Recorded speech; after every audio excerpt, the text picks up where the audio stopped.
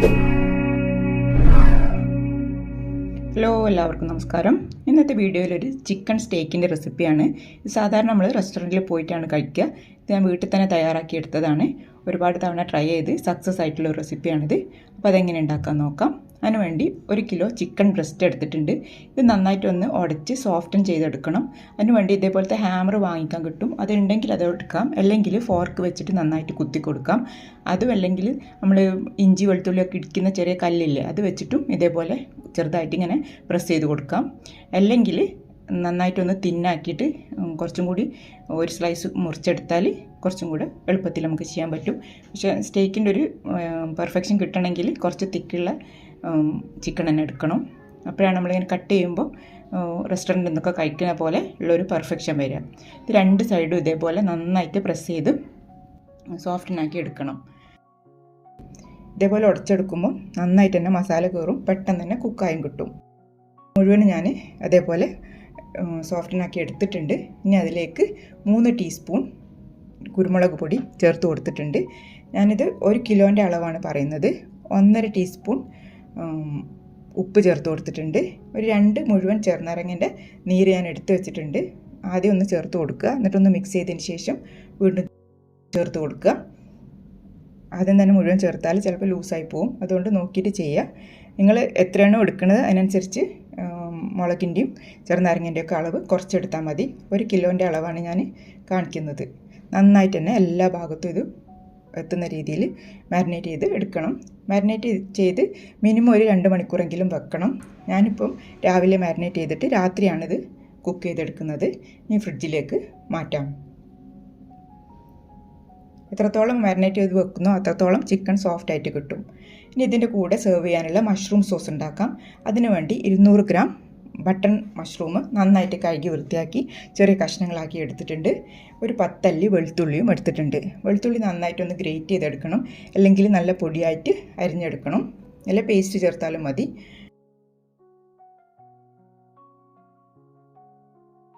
Mushroom sauce ഉണ്ടാക്കി തുടങ്ങാം. ഒരു പാനിലേക്ക് 1 ടേബിൾ സ്പൂൺ ബട്ടർ ചേർത്ത് കൊടുത്തിട്ടുണ്ട്. അതിലേക്ക് വെളുത്തുള്ളി, നമ്മൾ നേരത്തെ ഗ്രേറ്റ് ചെയ്ത് വെച്ചിട്ടുള്ള വെളുത്തുള്ളിയും ചേർത്ത് കൊടുത്തിട്ടുണ്ട്. ഇത് നന്നായിട്ടൊന്ന് മൂത്ത് വരണം. നല്ലൊരു ബട്ടറും വെളുത്തുള്ളിയും കൂടെ നല്ലൊരു സ്മെല്ല് വരും. ആ സ്മെല്ല് വന്ന് കഴിയുമ്പോൾ നമുക്ക് നേരത്തെ നമ്മൾ അരിഞ്ഞു വെച്ചിട്ടുള്ള മഷ്റൂം ചേർത്ത് കൊടുക്കാം. വെള്ളമൊന്നും ഒഴിക്കരുത്, നന്നായിട്ടൊന്ന് വഴറ്റി കൊടുക്കുക. കുറച്ച് നേരം ഒന്ന് വഴറ്റുമ്പോൾ തന്നെ നന്നായിട്ട് മഷ്റൂമിൽ നിന്ന് വെള്ളം ഇറങ്ങി വരും. ആ വെള്ളം ഇറങ്ങി വന്ന് കുറച്ചൊന്ന് ചുരുങ്ങി തുടങ്ങുമ്പോൾ നമുക്കിതിൽ പാലൊഴിച്ച് കൊടുക്കണം. ഇപ്പോൾ വെള്ളം ഇറങ്ങി വരാൻ തുടങ്ങിയിട്ടുണ്ട്. ഇനി കുറച്ച് നേരം കൂടെ ഒന്ന് ഇളക്കി കൊടുക്കാം.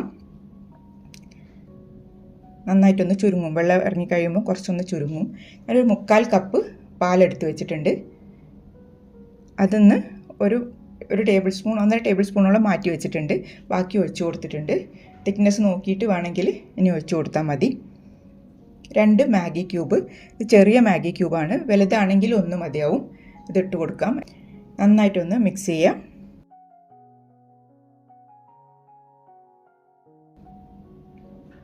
ഇനി നന്നായിട്ട് ഒരു 5 മിനിറ്റ് നേരം ഒന്ന് തിളപ്പിച്ചെടുക്കണം. അതിലേക്ക് ഒരു 1.5 ടീസ്പൂൺ കുരുമുളക് പൊടി ചേർത്ത് കൊടുത്തിട്ടുണ്ട്. ഇനി നന്നായിട്ടൊന്ന് കുക്കായി വരട്ടെ. ഉപ്പൊന്ന് ചെക്ക് ചെയ്തിട്ട്, അപ്പം കുറച്ചൊരു ഉപ്പിൻ്റെ കുറവുണ്ടായിരുന്നു, അതും കൂടെ ചേർത്ത് കൊടുത്തിട്ടുണ്ട്. കുറച്ചൊന്ന് കുറുകി വരുന്നവരെ നമുക്ക് വെയിറ്റ് ചെയ്യാം. അതിലേക്ക് 1 ടീസ്പൂൺ പാസ്ലി, ഇതൊരു ഡ്രൈ ഹെർബാണ്. ഇത് സൂപ്പർ മാർക്കറ്റിലൊക്കെ വാങ്ങിക്കാൻ കിട്ടും. പാസ്ലി ഉണ്ടെങ്കിൽ അത് ചേർത്ത് കൊടുക്കാം, അല്ലെങ്കിൽ പാസ്ത സീസണിംഗ് എന്നൊക്കെ പറഞ്ഞിട്ട് നമുക്ക് ഇതേപോലെ വാങ്ങിക്കാൻ കിട്ടും. അതാണെങ്കിലും കുഴപ്പമില്ല, 1 ടീസ്പൂൺ അത് ചേർത്താലും മതി. 1 ടീസ്പൂൺ ക്രഷ്ഡ് ചില്ലി കൂടെ ചേർത്തിട്ടുണ്ട്. നന്നായിട്ടൊന്നും കൂടെ മിക്സ് ചെയ്ത് കൊടുക്കാം. ഇപ്പോൾ കുറച്ച് നന്നായിട്ട് കുറുകി വന്നിട്ടുണ്ട്. അതിലേക്ക് ഒരു 2 ടേബിൾ സ്പൂൺ ഫ്രഷ് ക്രീം കൂടെ ചേർത്ത് കൊടുത്തിട്ടുണ്ട്. നന്നായി ഒന്ന് മിക്സ് ചെയ്യാം. ഈ സമയത്ത് ഉപ്പൊക്കെ ചെക്ക് ചെയ്ത് നോക്കണം, വേണമെങ്കിൽ നമുക്ക് ചേർത്ത് കൊടുക്കാം. അപ്പോൾ നമ്മൾ മഷ്റൂം സോസ് ഇവിടെ റെഡി ആയിട്ടുണ്ട്. ഇതിനി മാറ്റി വെക്കാം.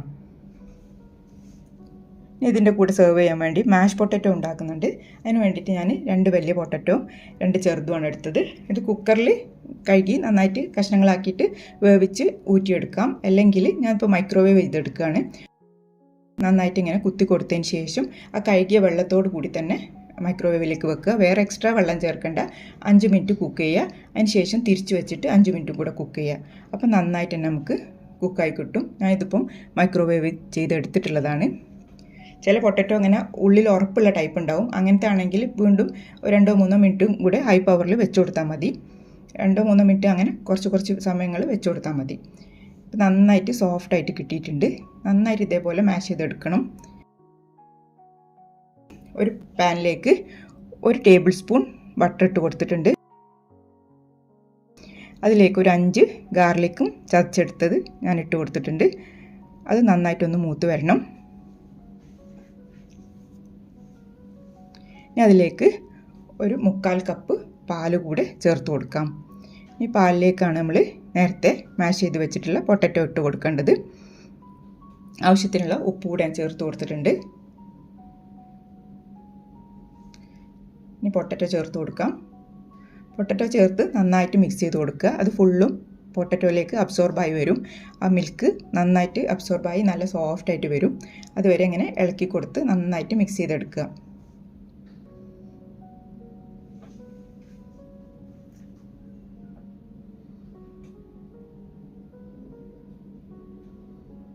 ഉപ്പൊക്കെ ഒന്ന് ചെക്ക് ചെയ്ത് നോക്കണം. നന്നായിട്ട് തന്നെ അബ്സോർബായി കിട്ടിയിട്ടുണ്ട്. കുറച്ച് നേരം കൂടെ ഒന്ന് ഇളക്കി കൊടുത്തതിന് ശേഷം ഇതിലേക്ക് ക്രീമും കൂടെ ചേർക്കാനുണ്ട്.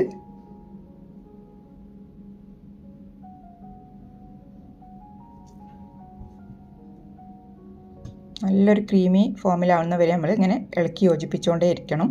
അപ്പോഴാണ് നല്ല സ്ട്രക്ചറിൽ കിട്ടുക.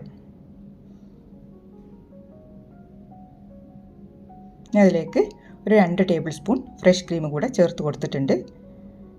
ആദ്യം 2 ടേബിൾ സ്പൂൺ ചേർക്കുക. അതിന് ശേഷം വേണമെങ്കിൽ വീണ്ടും ചേർത്ത് കൊടുക്കാം.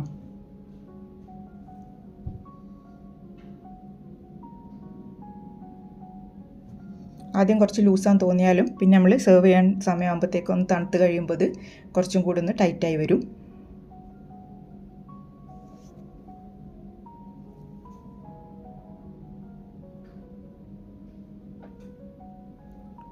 ഇതിലേക്ക് 1 ടേബിൾ സ്പൂൺ കൂടെ ക്രീം ഞാൻ ചേർത്തിട്ടുണ്ട്.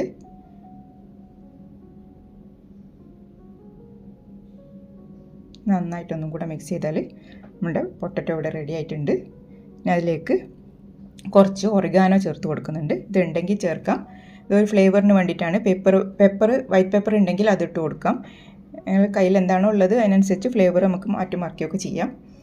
ഇഷ്ടമുള്ള ഫ്ലേവറിലേക്ക് മാറ്റിയെടുക്കാൻ പറ്റും. ഈ ഒരു ഫ്ലേവർ നല്ല അടിപൊളിയാണ്. ഗാർലിക്കും ഒറിഗാനോ ഒക്കെ കൂടുമ്പോൾ നല്ലൊരു ടേസ്റ്റാണ്.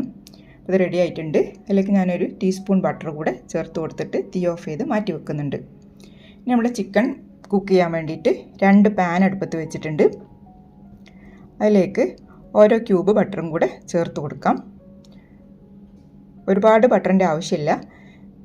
കുറച്ചിട്ട് കൊടുക്കുക. ആദ്യം വേണമെങ്കിൽ മാത്രം കുറച്ച് ചേർത്ത് കൊടുത്താൽ മതി.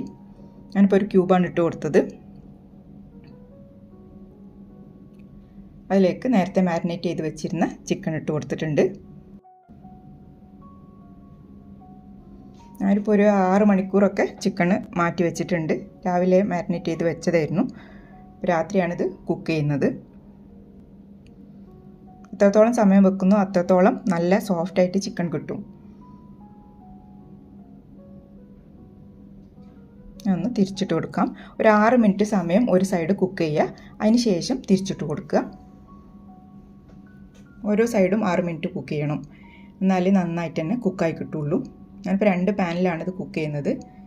സമയം ലാഭിക്കാൻ വേണ്ടിയിട്ട് അങ്ങനെ ചെയ്തതാണ്.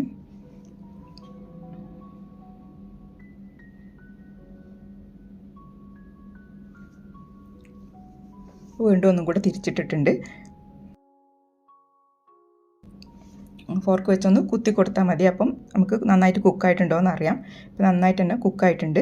ഇനി നമുക്കത് ഒരു പ്ലേറ്റിലേക്ക് മാറ്റി കൊടുക്കാം. ഇതിൻ്റെ കൂടെ സെർവ് ചെയ്യാൻ വേണ്ടി ഞാൻ കുറച്ച് വെജിറ്റബിൾസും കൂടെ ഒന്ന് സോട്ട് ചെയ്തെടുക്കുന്നുണ്ട്.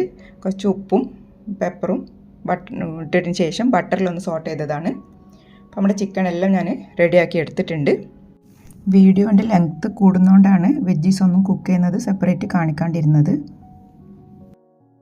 ഇതേപോലെ കട്ട് ചെയ്തിട്ടാണ് നമ്മൾ സെർവ് ചെയ്യുക. നല്ലൊരു പെർഫെക്റ്റ് റെസിപ്പിയാണിത്. എല്ലാവർക്കും ട്രൈ ചെയ്ത് നോക്കാം. എൻ്റെ മക്കൾക്കൊക്കെ ഉണ്ടാക്കിയിട്ട് ഭയങ്കര ഇഷ്ടമായി. 2-3 പ്രാവശ്യമായി ഞാനിത് ഉണ്ടാക്കുന്നത്. അപ്പം എല്ലാവർക്കും ഭയങ്കര ഇഷ്ടമായതുകൊണ്ടാണ് ഞാൻ ഈ റെസിപ്പി വീഡിയോ എടുത്തത്. മാഷ് പൊട്ടറ്റോ വെച്ച് കൊടുത്തിട്ടുണ്ട്.